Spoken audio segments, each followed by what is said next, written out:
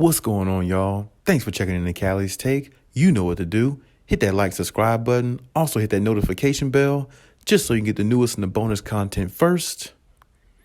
But hey, let's just go ahead and jump right in. There's actually reports out there that Phil Jackson and the Lakers have interest.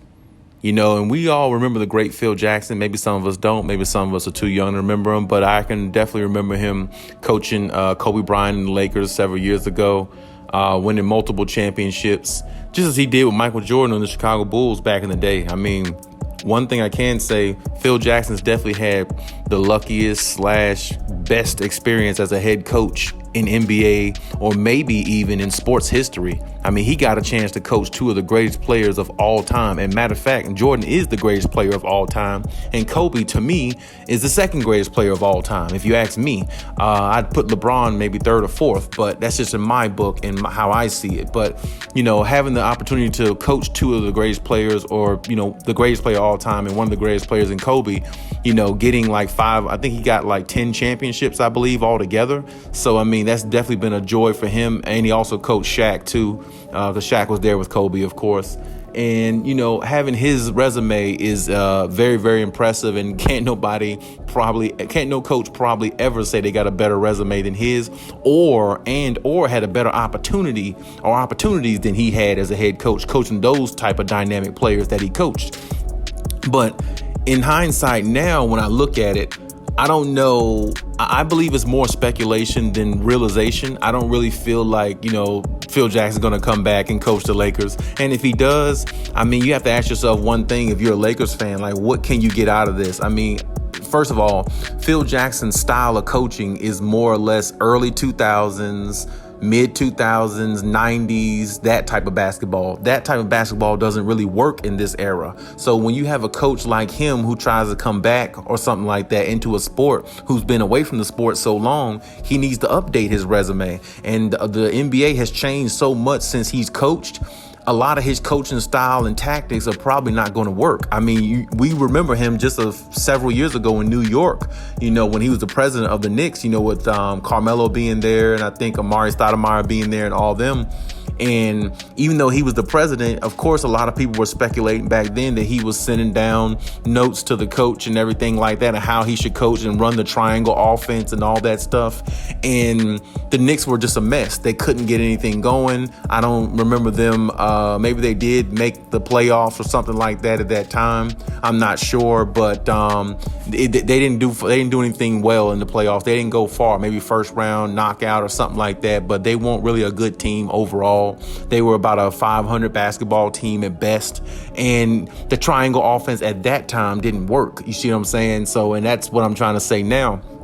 If he came to the Lakers now, based upon the years of non-experience that he has since he's coached and since the game has evolved so much since he's coached, he wouldn't really be that effective for a team like, you know, the Lakers and the way they are now, because the way basketball is played from a different standpoint. Now it's all about the three-point shot. It's not about mid-range. It's really not about, you know, playing inside-out basketball, you know, throwing it into the paint, letting the big man work, kick it out to the wing or the top of the key to catch, you know, to hit one of the shooters if he's double-teamed. Nobody really has a dominant big man like that now, like the way he had in Shaquille O'Neal back in the day with the Los Angeles Lakers. So it makes his offensive scheme, it makes his thought process as a coach a lot different. And the way the Lakers are built now, they have a bunch of old guys on there that really should be hanging out with him in the offseason because it seem like they're all about the same age and they all should be reminiscing on the past because they're all not young. And this is what I'm saying. If you're going to come out of retirement to coach a team like this,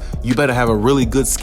If this is possible, if this possibly is going to happen, which I don't believe it is, you better have a really good scheme because right now, the way the Lakers are, you can't really coach these guys really no different. I mean, you're not going to make Carmelo Anthony a better defender because he's never been a good defender. He's always been an offensive guy. And his offense has waned over the years because, of course, he's not the superstar he used to be. LeBron James is going out. You know what I'm saying? He's getting older. You know, Dwight Howard is old. You know what I'm saying? Trevor Ariza is old. You know what I'm saying? Russell Westbrook is getting ready to hit that peak. You know what I'm saying? Because he can't turn the corner the way he used to. You see what I'm saying? And Anthony Davis, your young guy, is really, really injury prone. So he's the most unreliable player on the team, and he's one of the youngest guys on the team. You see what I'm saying? So it's like, when you think about that in its entirety, what would Phil Jackson be coming to? He would be coming to a situation where he would really just be under more stress than he probably ever has been as a head coach, because this team is really not put together that well.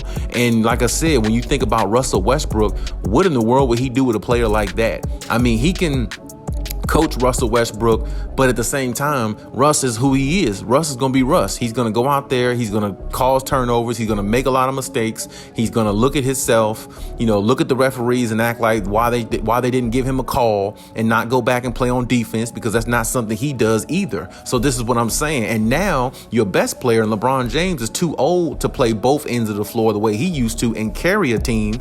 He's just good enough to put up stats to make himself look like he's relevant. But in reality, he's really old and washed in some degree, because all his stats come with individuality. They don't come with winning the way they used to when he was in Cleveland, or maybe even the way they did when he first came to the Lakers. Well, actually, I can't say that. The Lakers missed the playoffs the first year I think he came there, or something like that, until they got Anthony Davis.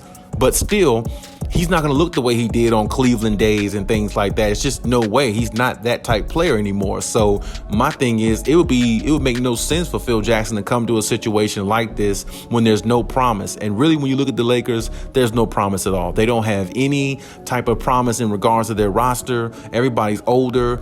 Everybody's really not tradable. And Russell Westbrook, they're trying to trade him on the low, but I mean, his contract is so big, they don't really know how to trade him or who would take him, because his contract really isn't worth the type of player he is now.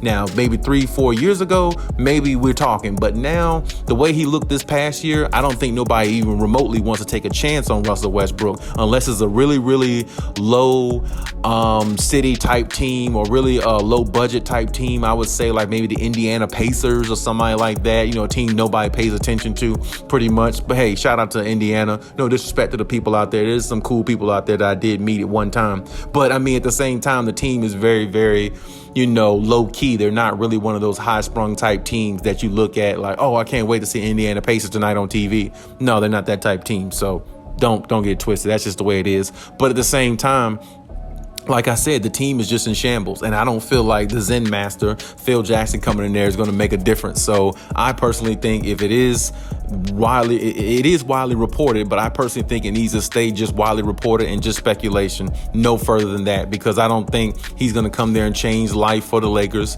If anything, he only make his resume and tarnish his legacy by looking bad with a team that's on the floor that he can't really reach to, because this team really just needs more than a head coach. They need a revamp of the roster, and they need to really kind of figure out how to use these guys and use the pieces they have, and maybe make 1 or 2 trades in the offseason that can make them effective team as well on both ends of the floor, because defense was their biggest issue. So unless that's corrected, well, it doesn't matter how much offense they run, or triangle offense, or whatever the hell they choose to run, they're still going to be running their offense while other team is running theirs and running the score up and beating the Lakers at the end of the night. And that's just the way it's been throughout this past season. And it'll probably be that way going forward if they don't make any type of moves or any transitions, with the players on the floor that they have currently on the roster.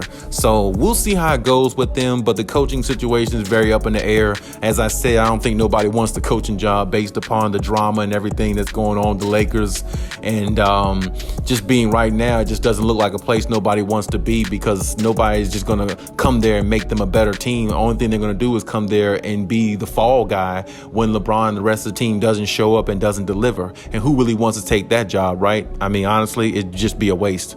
But hey, that's my take on everything. Leave any comments in the comment section as always. Hey, Khaliis out.